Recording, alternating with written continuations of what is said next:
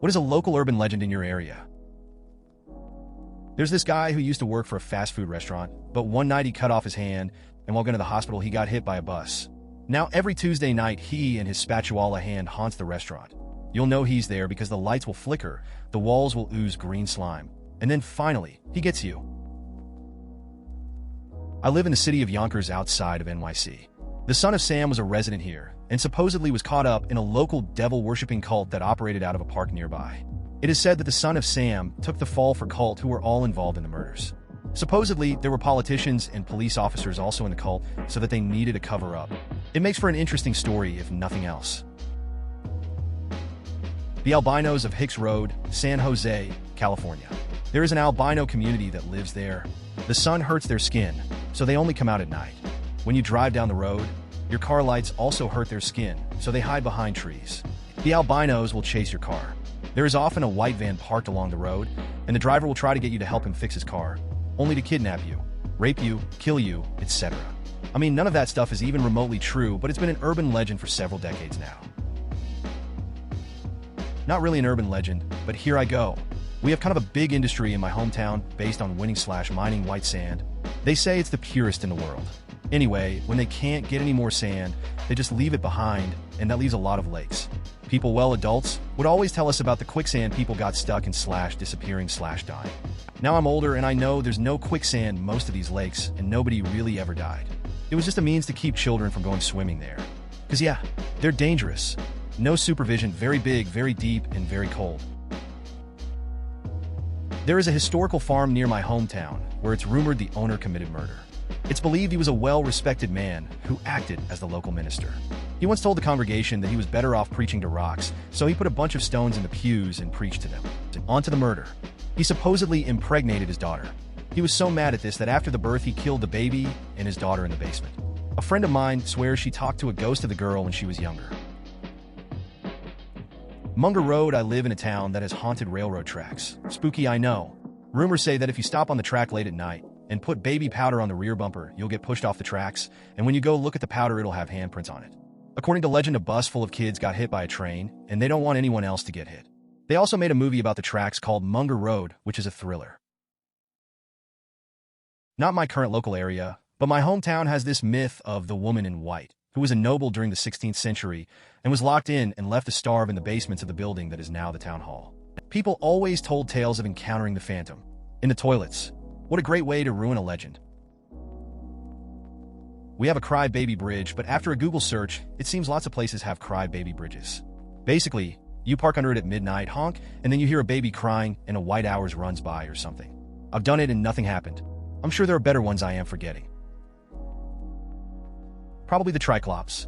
He was some form of mutant man created in a lab during WW2. The Triclops stands well over 2 meters tall, has skin made of silver, is incredibly strong, nocturnal, and lives in the catacombs. He eats chickens and other small animals. Sometimes the remains of his meals can be seen near the various entrances to his underground domain. Sometimes if it is quiet enough, you can even hear him underground. Sort of kind of an urban legend from my area. Lansingburg, New York, the old high school. The legend has it that early in the 1900s a teacher went insane and slaughtered as many students as he could with an axe in room 243. This room is haunted at night by the ghost of the teacher, ranting and raving and waving his bloody axe, and by the students running and screaming in panic. Indiana folk legend of the Blue Hole. Southern Indiana is prone to sinkholes due to limestone being weathered out from the previous ice age. This part is true, they are everywhere down here. The legend goes that there is a blue hole, a sinkhole filled with crystal blue water, the kind you find when a quarry floods. Legend goes that no one has ever reached the bottom because it separates into an elaborate underwater cave, even after professional dives.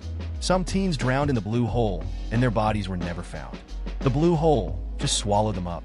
This one is mild compared to other Indiana legends, but geographically the blue hole is closest to where I am. I live in Worthington, Ohio. In our town, we have the legend of the White Bride. Supposedly, in the late 1800s, a wedding was being held in our town square. Through a series of unfortunate events, a horse and buggy ran wildly across the village green and into the wedding party. The bride was instantly killed. Now, the legend goes if you go to the village green on the anniversary of the tragedy, you can hear the gallop of horse hooves and the scream of the bridge as she was run down. It's a big thing for the kids in our town to gather on the green on this night and see if they can hear it. I kind of want to go to places with stories like this and install speakers underneath the pavement that play the respective sounds on a timer. I have two in my area, the glowing house. There is a house on State Line Road that divides Arkansas and Oklahoma. It sits on about 10 acres of land on a hill that is completely fenced off and posted. At night, you can clearly see the house has sort of a blue glow to it. There are absolutely no exterior or interior lights on. Also, the house is abandoned. Has been for as long as I can remember. Gravity Hill. There is a hill located nearby. Don't recall the city off the top of my head, where a bus full of kids crashed and all were killed, allegedly. Legend has it that if you go to the top of the hill, put your car in neutral, that you will remain at the top of the hill without moving backwards. People say it is the spirits of the children pushing the car up the hill to keep you safe. I have heard some people say that they put baby powder on their back bumper and will see little handprints afterwards. There are houses here that have been around since the incorporation of the town. They are well over 100 years old, and they were all built in the same style. All of them are currently occupied by families and have been remodeled. There is one house, though, where the owners live in a separate house on the property and has been unable to be sold in the last 20 years or so because rumor has it that the place is haunted. Apparently, anyone who has lived there in the past never stayed for more than a week or so before they had to leave. I pass by it almost every day, and I wish I had the money to buy it and remodel the place. I hate to see a place with that much history going to waste. There's a large park not too far from my old house. I still live in the same area, different house, where a story of a woman in the late 1990s who was walking through the back of the park on the way home fell through a hole and hit what appeared, when the dust cleared, to be an old carriage filled with Victorian clothing and bones. Basically, the urban legend is that when train carts in the 1900s used to be pushed by air, one of the tunnels collapsed inwards and they couldn't locate the train, so left it when they decided to redesign the whole system. After hearing this story, I have not walked through Crystal P. Park in years. It freaks me out. Some of the old entrance tunnels are still there as well. Eerie. My high school was actually built on top of an ancient Indian burial site, and a murder took place in it back in the 50s. About 15 years ago, they rebuilt the school by pretty much building the new school on top of the old one and burying it and sealing it off. As such, it is believed that the ghost of the girl who was murdered and the girl who murdered her roamed the halls of the abandoned school, empowered with the spiritus of the ancient Indian burial site, waiting for their moment to attack the school. Along with it, they were blamed for everything bad that happened in the school. High school I went to was supposedly Gestapo interrogation center during the Nazi occupation of Czech Republic. School is in Prague. Rumors ran around schoolmates that many rooms, now classrooms, were used for very violent interrogations or executions, including schoolyard where kids now play sports.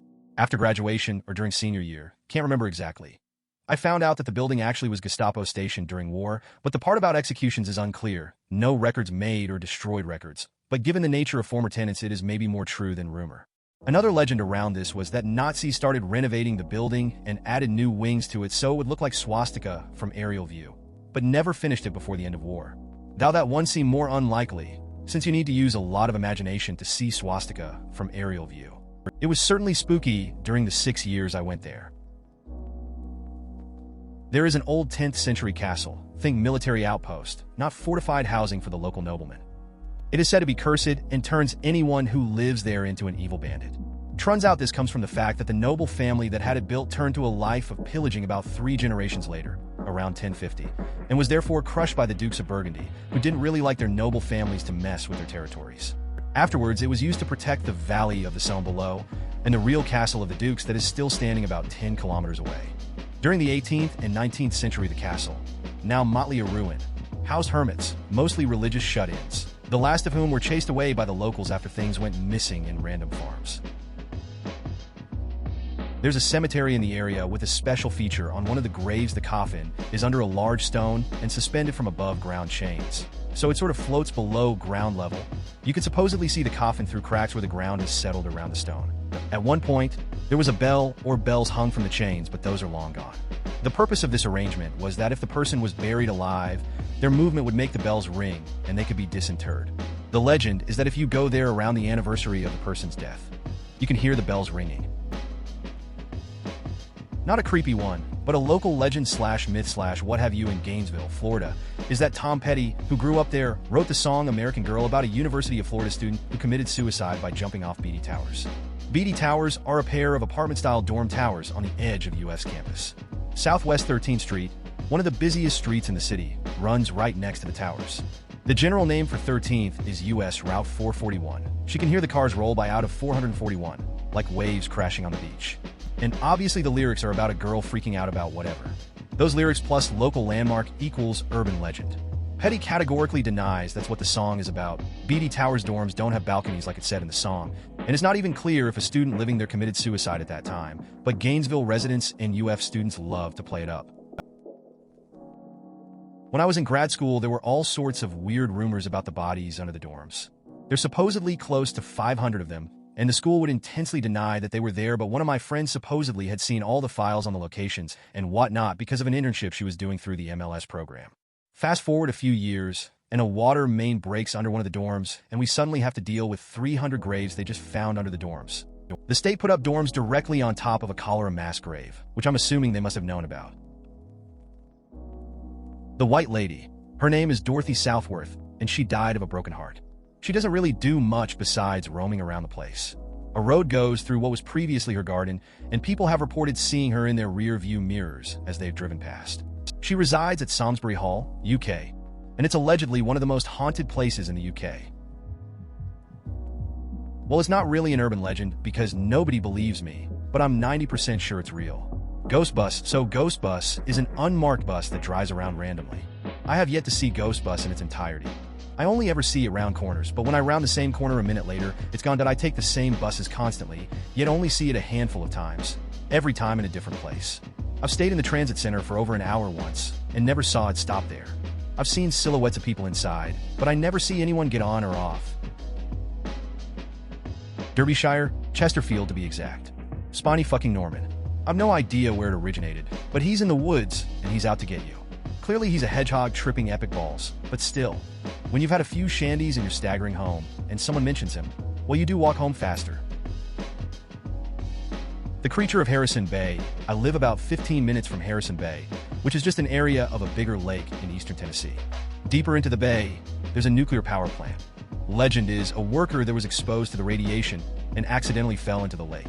His body was never found. The radiation caused him to turn into this fish man-beast thing. He only preys on kids, and just before he pulls you under, he tickles your feet. I used this one to scare the shit out of my little brothers and their friends when they were younger.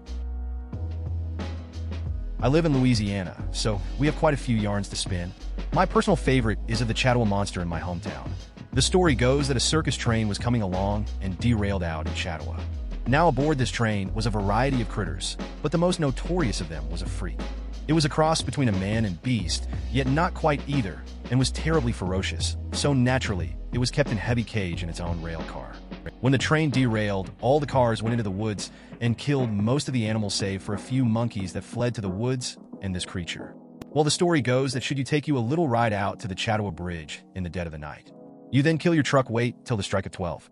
At first it get eerily quiet, then you'll start to hear a chittering and howling of monkeys. The branches of the trees start to sway and shake, and by the time you cut your truck back on there, he'll stand the Chattawa Monster waiting for his next victim. Please consider subscribing if you enjoyed. Love.